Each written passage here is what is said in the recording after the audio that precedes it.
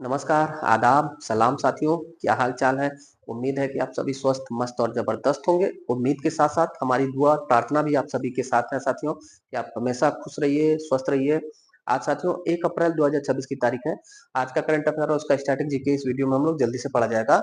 उससे पहले 31 मार्च के करंट अफेयर का क्विक रिवीजन हम कर लेते हैं, फटाफट रिवीजन कर लेते हैं। तो पहला प्रश्न था, जी7 का 52वां शिखर सम्मेलन किस देश में शुरू होगा? तो फ्रांस देश में। G seven France. दूसरा प्रश्न था, हाल ही में किस संस्था द्वारा गृह सुगम पोर्टल लॉन्च किया गया? गृह सुगम पोर्टल होम लोन के लिए राष्ट्रीय आवास बैंक ने लॉन्च किया है। तीसरा प्रश्न था, देवी केलबाई का पेट उत्सव कहाँ मनाया जाता है? तो गोवा में मनाया जाता है हर वर्ष देवी केलबाई का पेट उत्सव। चौथा प्रश्न पूछा गया था, प्रारंभ 2026 आईटी जागरूकता अभियान किसने लॉन्च किया है?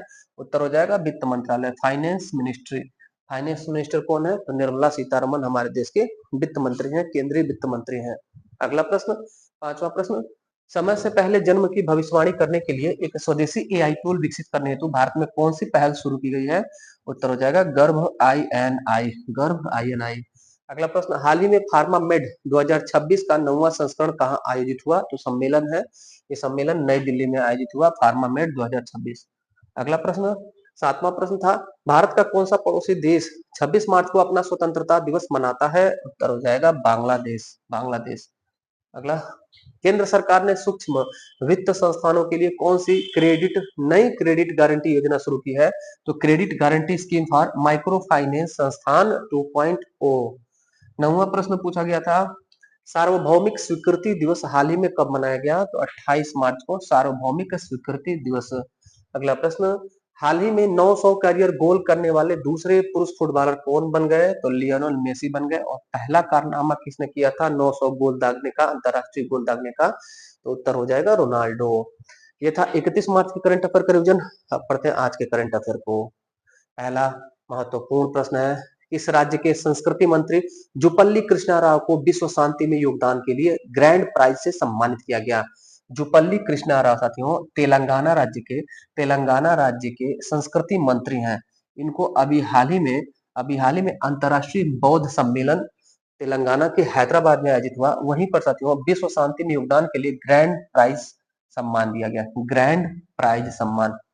ये देखिएगा, हैदराबाद में आयोजित हुआ अंतर्राष्ट्रीय बौद्ध सम्मेलन, हैदराबाद में आयोजित अंतर्राष्ट्रीय बौद्ध सम्मेलन में यह अवार्ड दिया गया। ये तस्वीर है इनकी, ये तेलंगाना के पर्यटन और संस्कृति मंत्री हैं जुपल्ली कृष्णा राव साहब। यहाँ जो हम तस्वीर देख रहे हैं साथियों, ये इन्हीं की तस्वीर है, तेलंगाना के संस्कृति मंत्री जुपल्ली कृष्णा राव। और ये हमारे भारत के संस्कृति मंत्री हैं, भारत सरकार के संस्कृति मंत्री हैं गजेंद्र सिंह जी। गजेंद्र सिंह संस्कृति मंत्री हैं हमारे भारत सरकार के, और ये तेलंगाना के संस्कृति मंत्री हैं, पर्यटन और संस्कृति मंत्री हैं। हैदराबाद में अंतर्राष्ट्रीय बौद्ध सम्मेलन में इनको ग्रैंड पुरस्कार प्रदान किया गया। ग्रैंड पुरस्कार अंतर्राष्ट्रीय शांति और अभिवृद्धि के लिए दिया जाता है, अंतर्राष्ट्रीय शांति सुरक्षा बढ़ावा देने के लिए दिया जाता है। दूसरा प्रश्न, 2 साल के कम उम्र के बच्चों के लिए हाल ही में किसने स्क्रीन का उपयोग न करने का निर्देश दिया है? तो उत्तर हो जाएगा यूनाइटेड किंगडम, यूके गवर्नमेंट ने इंस्ट्रक्शन जारी किया, निर्देश जारी किया है। 2 साल से कम, 2 वर्ष से कम आयु के जो बच्चे हैं उनको किसी भी प्रकार का स्क्रीन, चाहे वो डिजिटल बोर्ड का स्क्रीन हो, चाहे मोबाइल का स्क्रीन हो, चाहे टीवी का स्क्रीन हो, चाहे सिनेमा का स्क्रीन हो, चाहे मोबाइल फोन का स्क्रीन हो, किसी भी प्रकार का स्क्रीन 2 वर्ष से कम उम्र के बच्चों को नहीं देखने देना है। यह निर्देश जारी किया है यूके गवर्नमेंट ने, यूनाइटेड किंगडम ने। और भी पॉइंट इसमें है, 2 वर्ष से 5 वर्ष के आयु के जो बच्चे हैं, 2 से 5 वर्ष के बीच के आयु के जो बच्चे हैं, उनका स्क्रीन टाइमिंग 1 घंटा रखा जाए, 1 घंटा से कम उनको दिया जाए, 1 घंटा से ज्यादा न दिया जाए उनको स्क्रीन। और खाने के समय तो एकदम उनको स्क्रीन का उपयोग न करने दिया जाए, भोजन के दौरान स्क्रीन का प्रयोग बच्चों को नहीं करने देना चाहिए। इसके अलावा साथियों बहुत सारे देशों ने इस तरह के इस थीम पर आधारित कुछ गाइडलाइन जारी की हैं, तो उनको हम कवर करेंगे।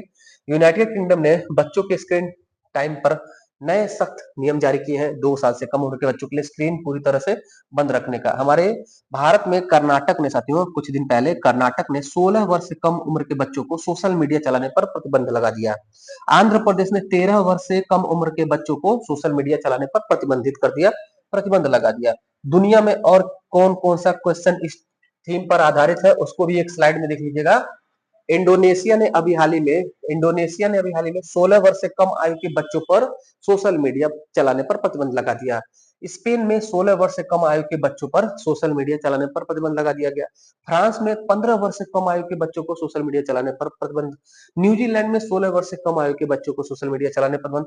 ऑस्ट्रिया देश यूरोप का जो है 14 वर्ष से कम आयु के बच्चियों को स्कूल में हिजाब और बुर्का प्रतिबंध लगाया गया। ये थोड़ा सा अलग टाइप का प्रश्न है, ध्यान रखिएगा। ऑस्ट्रिया यूरोप का देश, इसने 14 वर्ष से कम आयु के बच्चियों को स्कूल में हिजाब या बुर्का पहन के जाने पर प्रतिबंध लगा दिया। ऑस्ट्रेलिया ने 16 वर्ष से कम आयु के बच्चों पर सोशल मीडिया चलाने पर प्रतिबंध लगाया। तीसरा प्रश्न पढ़िएगा, देखिएगा। भारत का पहला पोर्ट ऑफ रिफ्यूजी किस कंपनी द्वारा शुरू किया गया? पोर्ट ऑफ रिफ्यूजी यानी शरण का बंदरगाह, शरणार्थियों का बंदरगाह शुरू किया है अडानी पोर्ट ने। अडानी पोर्ट, अडानी पोर्ट साथियों, ये बंगाल की खाड़ी या अरब सागर, हिंद महासागर में हमारे जो भी जहाज है, अगर कोई आपदा आ रही है या फिर उनको उनके साथ कोई आकस्मिक घटना दुर्घटना हो रहा है, तो उस दौरान उनको सहायता दिया जाएगा। पोर्ट ऑफ रिफ्यूजी नाम से अडानी पोर्ट ने एक पहल की शुरुआत की है। पोर्ट ऑफ रिफ्यूजी, देखिएगा, अडानी पोर्ट ने भारत का पहला पोर्ट ऑफ रिफ्यूजी शुरू किया। यह एक ऐसा सुरक्षित बंदरगाह है जहां मुसीबत में फंसे जहाज को जाकर के शरण दिया जाए। जहाज जाकर के रुक सकते हैं, शरण ले सकते हैं, कोई भी आपदा, इंसिडेंट, एक्सीडेंट हुआ रहे उनका साथियों। इसके लिए क्या होगा, हमारे भारत के दोनों तट पर, हमारे भारत के पश्चिमी तट और पूर्वी तट पर एक एक बंदरगाह ऐसे बनाए जाएंगे। तो अगर हम देखें यहाँ अरब सागर में पश्चिम की तरफ यहाँ बनाया जाएगा दीघी पोर्ट। दीघी पोर्ट यहाँ बनाया जाएगा एक बंदरगाह, जहाँ पोर्ट ऑफ रिफ्यूजी रहेगा। और दूसरे साइड में इधर पूरब की तरफ देखेंगे, बंगाल की खाड़ी के जो जहाजों को गोपालपुर उड़ीसा में पड़ता है गोपालपुर बंदरगाह, वहां पर बनाया जाएगा पोर्ट ऑफ रिफ्यूजी। यानी कुल कितने अडानी पोर्ट के द्वारा पोर्ट ऑफ रिफ्यूजी बनाए जाएंगे भारत में? तो दो, एक पूरब में और एक पश्चिम में, एक मुंबई के पास में और एक उड़ीसा राज्य में गोपालपुर में। अगला प्रश्न देखिएगा। केंद्रीय मंत्री नितिन गडकरी और अश्विनी वैष्णव ने सड़क रेल पुल परियोजनाओं के लिए कौन सा पोर्टल लॉन्च किया है? उत्तर हो जाएगा prism SG portal. Prism SG portal सड़क रेल पुल परियोजनाओं के लिए पोर्टल लॉन्च किया गया है। नितिन गडकरी हमारे भारत सरकार के सड़क परिवहन मंत्री, अश्विनी वैष्णव जी हमारे भारत सरकार के रेल मंत्री, दोनों लोगों ने मिलकर के दोनों मंत्रालयों के कोलैबोरेशन से सड़क रेल पुल परियोजनाओं के लिए पोर्टल लॉन्च किया। ये पोर्टल दोनों मंत्रालयों को मिला करके तेजी से जो भी डॉक्यूमेंटेशन की प्रक्रिया है सड़क रेल पुल बनाने की, उसको पास करेगा, तत्काल प्रभाव से जांच करके पास कर देगा, जिससे जो रेलवे क्रॉसिंग को समाप्त करके हमारे देश में साथियों एक योजना है, रेलवे क्रॉसिंग को समाप्त करके अंडरग्राउंड पास बनाया जाए या फ्लाईओवर बनाया जाएगा, तो उसमें तेजी लाया जाएगा। समझिएगा बात को। इस प्रश्न का उत्तर हमारा हो जाएगा ए। एक योजना साथियों सेतु भारतम योजना, सेतु भारतम, सेतु भारतम योजना, ये क्या है? इस योजना के तहत टारगेट है कि 2030 तक हमारे भारत में जितने भी रेलवे क्रॉसिंग है उनको समाप्त कर देना। रेलवे क्रॉसिंग को समाप्त कर देना। समाप्त करके क्या होगा? तो समाप्त करके साथियों जैसे जैसे जैसे ये रेलवे ट्रैक है, रेलवे ट्रैक, एक सड़क गुजर रहा है, तो यहाँ पर रेलवे क्रॉसिंग हो गया। तो ये रेलवे क्रॉसिंग को या तो अंडरग्राउंड कर दिया जाएगा रेलवे ट्रैक के नीचे से, या फिर ऊपर से फ्लाईओवर बना दिया जाएगा। तो सड़क रेल के कॉम्बिनेशन से ही ये संभव होगा। इसी चीज के लिए पोर्टल लॉन्च किया गया, प्रिज्म एसजी पोर्टल। यहाँ ये बात ध्यान रखिएगा, सेतु भारतम योजना के तहत टारगेट 2030 है। 2030 तक सभी रेलवे क्रॉसिंगों को समाप्त कर देना, या तो अंडरग्राउंड हो जाएगा या तो ऊपर से जाएगा, यानी कि जाम की समस्या और दुर्घटना की समस्या से निजात मिलेगा। इसके बाद थोड़ा सा और डिटेल देखिएगा। प्रिज्म एसजी पोर्टल को नितिन गडकरी और अश्विनी वैष्णव ने नई दिल्ली से लॉन्च किया। कहां से लॉन्च किया? नई दिल्ली से। इसका कुछ फुल फॉर्म भी है, हाँ है, ध्यान रखिएगा। Portal for rail road inspection and stages management. Portal for rail road inspection and stages management PRISM का फुल फॉर्म था। अगला प्रश्न, रक्षा मंत्रालय ने तुगुस्का मिसाइल सिस्टम के लिए किसके साथ 445 करोड़ रुपए का खरीद समझौता किया है? टुंगुस्का साथियों ये रूस का मिसाइल सिस्टम है। रूस के मिसाइल सिस्टम टुंगुस्का के लिए हमारे भारत सरकार ने 445 करोड़ रुपए का समझौता किया है। रूस का है टुंगुस्का मिसाइल, किस देश का है? रूस का है। मिसाइल सिस्टम क्या होता है? ये डिफेंस सिस्टम है साथियों। डिफेंस सिस्टम, इस तस्वीर को देख करके कुछ आपको समझ में आ रहा होगा। अगर कोई हवाई हमला हो रहा है, मिसाइल से हमला हो रहा है, तो हमारे या तो फिर जो है जहाजों से भी, या फिर सतह से, धरती के सतह से ऐसे डिफेंस सिस्टम लगा करके जो आक्रमण हो रहा है उसको हिट करा जाएगा। तो इसको बोला जाता है साथियों, इसको एयर डिफेंस सिस्टम बोला जाता है। टुंगुस्का मिसाइल सिस्टम डिफेंस सिस्टम है, रूस से हमारे भारत ने 445 करोड़ रुपए से खरीदने के लिए समझौता किया है।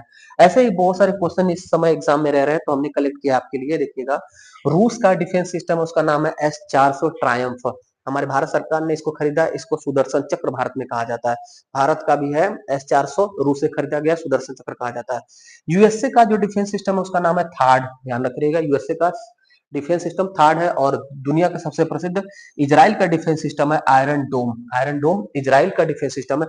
हमारे भारत का स्वदेशी डिफेंस सिस्टम है पूसा और आकाश। पूसा और आकाश हमारे भारत का स्वदेशी डिफेंस सिस्टम है, और बराक हमारे भारत का डिफेंस सिस्टम है, इजराइल से खरीदा गया है। और S-400 है, इसको रूस से खरीदा गया, हमारे भारत का डिफेंस सिस्टम है। अगला देखिएगा, अंतरराष्ट्रीय शून्य अपशिष्ट दिवस कब मनाया जाता है? इंटरनेशनल जीरो वेस्ट डे कब मनाया जाता है? उत्तर हो जाएगा 30 मार्च। क्या होता है शून्य अपशिष्ट? तो पहले अपशिष्ट जानिए। अपशिष्ट मतलब होता है जो शेष कुछ बचा रहता है, कूड़ा कचरा, घर में, गांव में, समाज में, देश से हमारे जो कचरा निकलता है, चाहे इलेक्ट्रॉनिक कचरा हो, चाहे खाद्य घरेलू कचरा हो, किसी भी प्रकार का कचरा हो, उसे अपशिष्ट कहते हैं। और अगर शून्य अपशिष्ट बोल रहे हैं तो इसका मतलब कि एकदम जीरो है, वो कोई भी कूड़ा नहीं है। तो क्या ऐसा संभव है कि जीरो अपशिष्ट हो, जीरो वेस्ट हो? नहीं संभव है, लेकिन उसका रिसाइकलिंग किया जा सकता है। उसको रिसाइकिल करके प्रकृति के पुनर्चक्रण में उसको पुनः प्रयोज्य में लाया जा सकता है। उसी के लिए जागरूकता के लिए मनाया जाता है अंतरराष्ट्रीय शून्य अपशिष्ट दिवस, इंटरनेशनल जीरो वेस्ट डे। हर साल 30 मार्च को मनाया जाता है रिसाइकलिंग को बढ़ावा देने के लिए। अंतरराष्ट्रीय शून्य अपशिष्ट दिवस प्रत्येक वर्ष 30 मार्च को मनाया जाता है। 30 मार्च को मनाया जाता है। और इसका उद्देश्य कचरे को कम करना और पर्यावरण को बचाना है। 2026 में इसका थीम क्या था? तो फूड वेस्ट थीम था 2026 शून्य अपशिष्ट दिवस का। Hockey India player of the year पुरुष किसने जीता है? यह एक अवार्ड है साथियों, हॉकी का। हॉकी इंडिया हमारे भारत सरकार के द्वारा दिया जाने वाला हॉकी के क्षेत्र का सबसे बड़ा पुरस्कार है। यह मेल और फीमेल दोनों में दिया जाता है। तो hockey India player of the year पुरुषों में प्रदान किया गया हार्दिक सिंह को। हार्दिक सिंह को देखिएगा, तस्वीर है हार्दिक सिंह, हॉकी इंडिया के खिलाड़ी साथियों, इनको प्रदान किया गया। इसके अलावा देखिएगा, नई दिल्ली में हॉकी इंडिया के 8वें वार्षिक पुरस्कार समारोह का आयोजन किया गया। यहाँ पर पुरुष वर्ग में हार्दिक सिंह को प्लेयर ऑफ द ईयर, महिला वर्ग में player of the year Navneet Kaur को, नवनीत कौर ये है साथियों, नवनीत कौर महिला वर्ग में। पुरुष वर्ग की तस्वीर आपने देखी है हार्दिक सिंह। और यहाँ पर तस्वीर है major Dhyan Chand life time achievement award, important है, ध्यान रखिएगा। हॉकी के क्षेत्र में major Dhyan Chand life time achievement award किसे दिया गया? जफर इकबाल को। जफर इकबाल 1982 और 84 के, 1982 और 86 के हमारे हॉकी इंडिया टीम के प्लेयर और कप्तान भी रहे हैं, हॉकी इंडिया के पूर्व कप्तान। ये उस समय की तस्वीर है और वर्तमान तस्वीर इनकी ये है। नाम है इनका Zafar Iqbal. Major Dhyan Chand life time achievement award से सम्मानित किया गया। अगला प्रश्न, जल जीवन मिशन 2.0 के रिफॉर्म फ्रेमवर्क में शामिल होने वाला 12वां राज्य कौन सा है? जल जीवन मिशन, पहले तो इस मिशन को देखिएगा, ये साथियों 2019 में शुरू होता है। इसके तहत टारगेट था कि 2024 तक जल जीवन मिशन लक्ष्य पूरा कर लेना है। क्या था जल जीवन मिशन? हमारे देश के जितने भी राज्य हैं, सभी राज्यों में 100% हर घर पीने योग्य जल पहुंचाना जल जीवन मिशन का टारगेट था। 2024 तक पूरा नहीं हुआ, पुनः से इसको जल जीवन मिशन को शुरू किया गया, दूसरा वर्जन इसका 2.0। इसके तहत टारगेट है 2028। ध्यान रखिएगा, जल जीवन मिशन का नया लक्ष्य क्या है? 2028। रिफॉर्म फ्रेमवर्क का लक्ष्य क्या है? 2028 तक सभी घर में पीने योग्य पानी पहुंचाना। तो ये जो 2.0 फ्रेमवर्क शुरू हुआ है, इसमें 12वां राज्य जो शामिल हुआ है वो है मेघालय। अभी हाल फिलहाल में 12वां राज्य जो शामिल हुआ है 2.0 में, वो मेघालय है। बाकी डिटेल क्या है सब देखिएगा। मेघालय जल जीवन मिशन 2.0 में शामिल होने वाला 12वां राज्य है, और पहला राज्य है राजस्थान। जो जल जीवन मिशन 2.0 है उसमें शामिल होने वाला पहला राज्य आपको याद रखना है राजस्थान, और वर्तमान में 12वां राज्य बना है मेघालय। यह जल जीवन मिशन जो शुरू हुआ था 15 अगस्त 2019, उसी का सेकेंड वर्जन है। अगर पूछा जाए जल जीवन मिशन जो शुरू हुआ था उसके तहत पहला राज्य जो हर घर जल प्रमाण पत्र प्राप्त किया था तो वो गोवा था।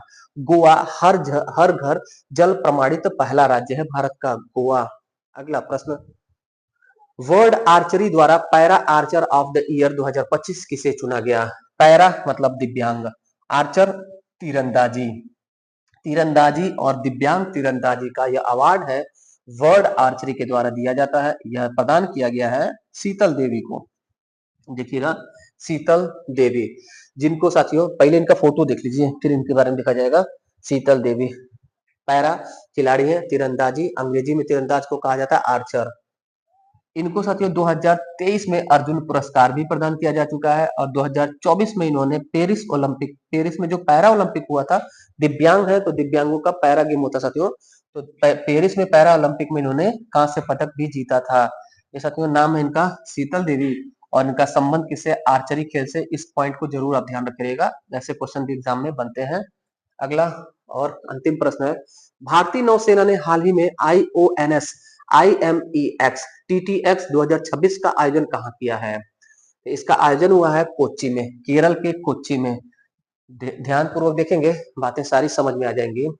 27 मार्च 2026 को समुद्री युद्ध पद्धति केंद्र कोच्चि, केरल में समुद्री युद्ध पद्धति केंद्र कोच्चि में इसका आयोजन हुआ। क्या है यह? इसका फुल फॉर्म देखिएगा पहले, Indian ocean naval symposium. IONS का फुल फॉर्म है इंडियन ओशियन नेवल सिंपोजियम, और IMEX का फुल फॉर्म है, IMEX का फुल फॉर्म है साथियों, Indian Indian Indian maritime Indian maritime exercise.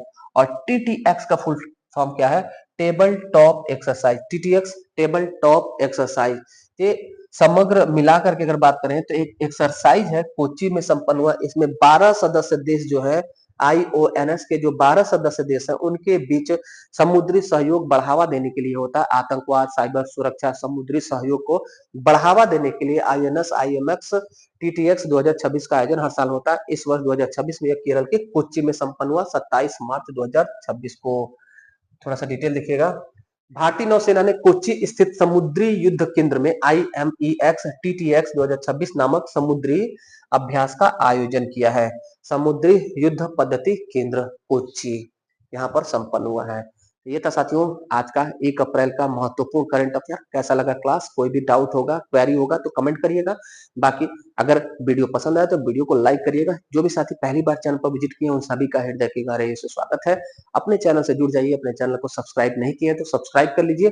Daily सुबह 7 बजे वीडियो मिलता था करंट अफेयर का, अब साथियों 1 अप्रैल आज से 6:30 बजे से आपको वीडियो मिलना शुरू होगा। तो डेली अपना समय निकाल करके 10 से 12 मिनट सुबह सुबह उठ करके करंट अफेयर अपना देख लीजिए। बाकी दिन भर GS, मैथ, रीजनिंग अपना टाइम टेबल, दिमाग में टाइम टेबल या कॉपी में टाइम टेबल बना करके पढ़िए, अपने लक्ष्य की तरफ आगे बढ़िए। बाकी देश दुनिया को थोड़े समय के लिए सेल्फिश बन जाइए, स्वार्थी बन जाइए, बाद में सिलेक्शन हो जाएगा तो फिर समाज सेवा करिएगा, समाज हित के बारे में सोचिएगा। अभी सर्वोपरि सिर्फ आपका जीवन, आपका करियर है, उसके बाद सब कुछ सोचिएगा। इन्हीं सभी बातों के साथ विदा लेते हैं, आज मिलेंगे फिर अगले क्लास में। तब तक के लिए धन्यवाद। जय हिंद।